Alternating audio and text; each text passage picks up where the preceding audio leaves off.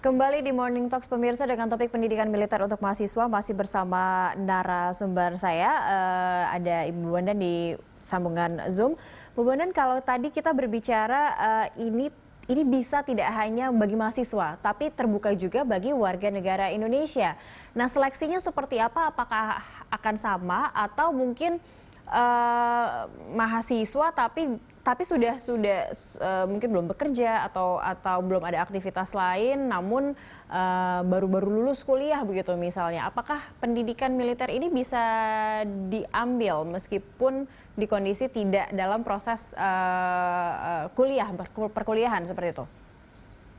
Boleh Mbak Cakri, siapapun usia 18 sampai 35 tahun boleh mendaftar. Apakah dia mahasiswa, karyawan, kalau diizinkan oleh atasannya boleh, yang tidak bekerja boleh, siapa saja boleh, 18 sampai 35 tahun, asal satu memenuhi syarat. Jadi syaratnya itu beriman dan bertakwa kepada Tuhan Yang Maha Esa, terus kemudian setia kepada NKRI yang berdasarkan Pancasila, kemudian tidak memiliki catatan kriminal, kemudian sehat dan jasmani. Jadi ada syaratnya. Nanti ada seleksinya administrasi termasuk izin-izin. Terus kemudian yang kedua adalah seleksi kompetensi. Nah, untuk seleksi kompetensi itu ada ujian fisik, ada ujian psikologi, ada ujian kesehatan ya. Jadi ada tes kesehatan. Jadi ada beberapa rangkaian tes.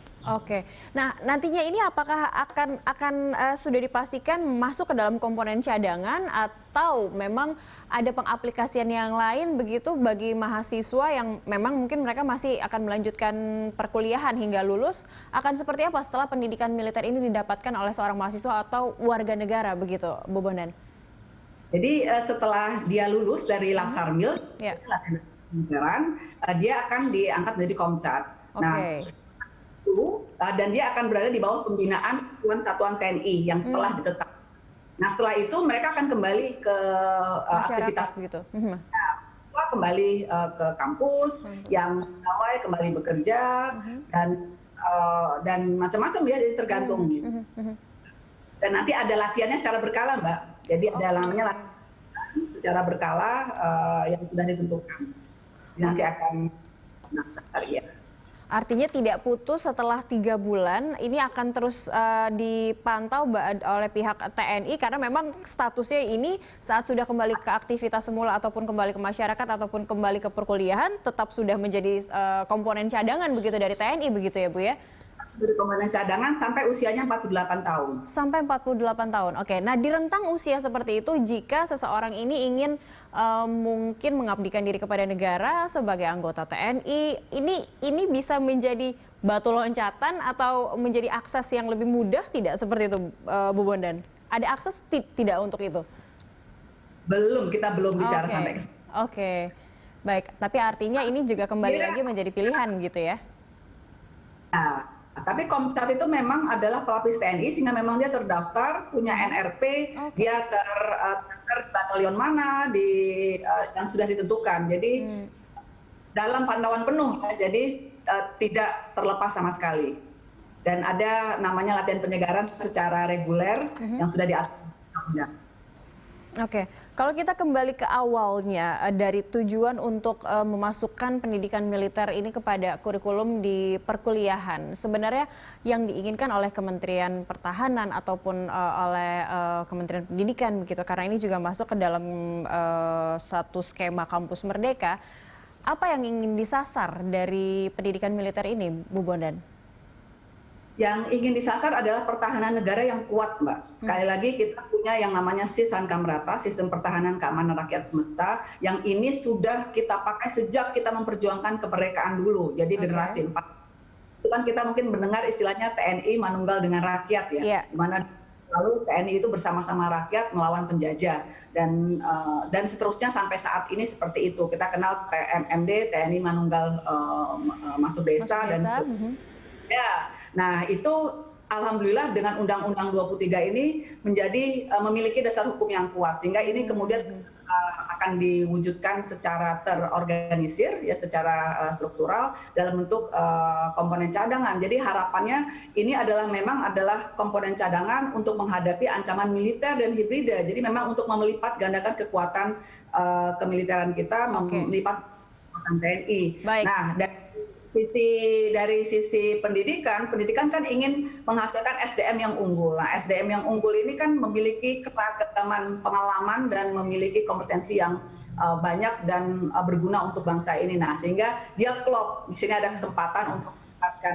pertahanan negara, di sini untuk meningkatkan kualitas SDM. Sehingga kita ambil irisannya, yaitu SDM unggul yang potensial untuk mendukung pertahanan negara. Oke, artinya kuat untuk menguatkan kekuatan TNI kita ini juga artinya dari segi personil karena mendapat tambahan juga dari komponen cadangan dan juga membentuk mahasiswa atau warga negara muda begitu yang dengan mental dan juga kekuatan dan juga cara berpikir yang berorientasi pada bela negara begitu ya Bu Bondan ya.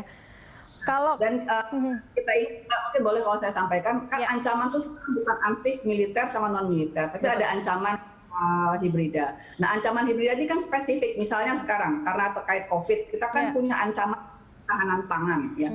Karena pangan kita sangat teruji sekarang karena logistik itu harus kita pastikan karena semua negara menjaga, jadi kita tidak bisa mengharapkan dari impor. Nah, terkait komponen cadangan, kenapa mahasiswa yang kemudian potensial untuk menjadi bagian dari komponen cadangan, mereka kan adalah masyarakat, kelas masyarakat yang intelektualnya tinggi ya. Tinggi, betul. Misalnya untuk menghadapi ketahanan pangan, kita rekrut yang berlatar dari pertanian untuk memperkuat. Jadi artinya dia pendidikan militer, tapi latar belakang akademiknya adalah pertanian, sehingga ketika ada ancaman hibrida yang terkait dengan ketahanan pangan, misalnya mereka yang kemudian akan menjadi pelapis yang tahu, oh kita mungkin nanti akan mendapat serangan, kemudian alur logistik akan terputus, sehingga dengan konsep pertahanan pulau-pulau besar, kita harus membangun pertanian di daerah ini, misalnya seperti itu. Nah, ya dengan mindset dari para mahasiswa ini harus terbentuk terlebih dahulu, jangan mundur atau jangan takut terlebih dahulu dengan kata militer kembali lagi masuk kampus, tapi lebih membentuk bahwa ini ada kesempatan di luar mungkin akses profesi yang lain, tapi bisa dimix dengan militer begitu ya, dari kemampuan jurusan-jurusan yang diambil oleh mahasiswa tersebut. Kita bisa bayangkan Mbak Cakri betapa kuat kita sebagai NKRI ketika ini wujud, ya. Kita kuat sekali sebagai sebuah negara. Oke, kalau kita menyinggung sedikit singkat saja mungkin Bu Bondan terkait ini juga ada tujuan untuk mencegah agar tidak terciptanya kelompok-kelompok radikal baru yang mungkin bisa disasar, yang gampang sekali masuk ke kalangan teman-teman mahasiswa atau masyarakat di lingkungan tempat tinggal, lingkungan pergaulan. Itu menjadi salah satu tujuan juga tidak dari pendidikan militer untuk mahasiswa ini, Bu Bondan? Tidak, jadi kalau radikal itu tidak perlu pakai pendidikan militer, Mbak. Jadi kalau yang kita harus perkuat itu adalah bela negara. Kita tahu kalau radikalisme ini tidak sesuai Pancasila, gitu ya. Jadi tidak perlu ikut latihan dasar kemiliteran, harus melawan radikalisme. Ya. Jadi tidak, konteksnya bukan untuk radikalisme, tapi sekali lagi untuk pendidikan militer. Ya. Oke, nah dengan pendidikan militer, bela negara ini semakin dimantapkan lagi di dalamnya begitu. Ya. Betul. Jadi, sekali lagi bela negara adalah fondasi yang melandasi seluruh warga negara pada tanah airnya untuk menjaga. Yang penting Mbak, kita harus jaga negara ini, jaga kedaulatannya, jaga keutuhan wilayahnya, dan jaga keselamatan bangsanya. Karena ketika kita jaga, Indonesia, NKRI kita akan ada selamanya. Dan untuk itu adalah kewajiban seluruh warga negara untuk bela negara. Baik, ini pendidikan militer ini direncanakan akan mulai aktif untuk masuk ke dalam kelas-kelas perkuliahan kapan, Bu Bondan?